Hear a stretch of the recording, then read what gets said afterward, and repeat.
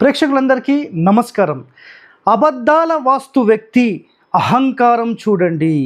ఈ ఎపిసోడ్లో మీకు చాలా డీటెయిలింగ్గా నేను చెప్తాను, చూడండి. సంస్కృతం నాకు మాత్రమే వస్తుంది, సో సంస్కృతం నేర్చుకున్న వ్యక్తి మాత్రమే వాస్తు చెప్పాలి అని అహంకారంతో ఉన్న ఒక అబద్ధాల వాస్తు వ్యక్తి గురించి మీరందరూ తెలుసుకోవాలి.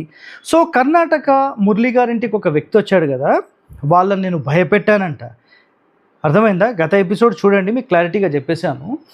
సో గుర్తుపెట్టుకోండి, ఒకవేళ ఈ ఏపీ తెలంగాణలో నేను ఎంత సమాచారం అయితే అందించానో, నేను సమాచారం అందించిన తర్వాత వీళ్ళందరూ యూట్యూబ్ ఛానల్స్ పెట్టడము, వాస్తు నేను చెప్పే పాయింట్స్ అన్నీ సేమ్ రిపీట్గా మొత్తం అందరూ ఫాలో అవ్వడం చేశారు.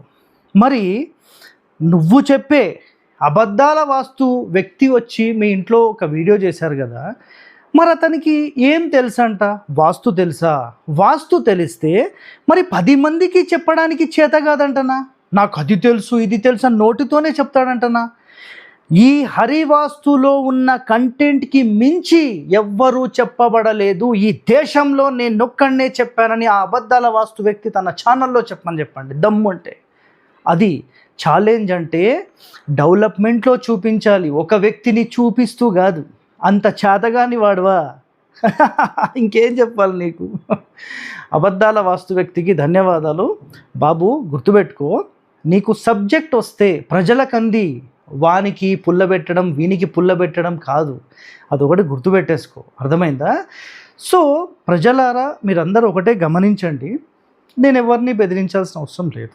సో ఇంకోటి, మురళి గారితో ఏమేమి మాట్లాడడం మొత్తం రికార్డ్ కూడా చేసి పెట్టాం. ఎందుకంటే అతను ఏమైనా డబుల్ గేమ్ ఆడినా ఇంకా ఏమైనా కూడా మన దగ్గర పూర్తి రికార్డు ఉంది. మనం ఎలాంటి సమాచారం అందించామనేది కూడా క్లియర్గా ఉంది.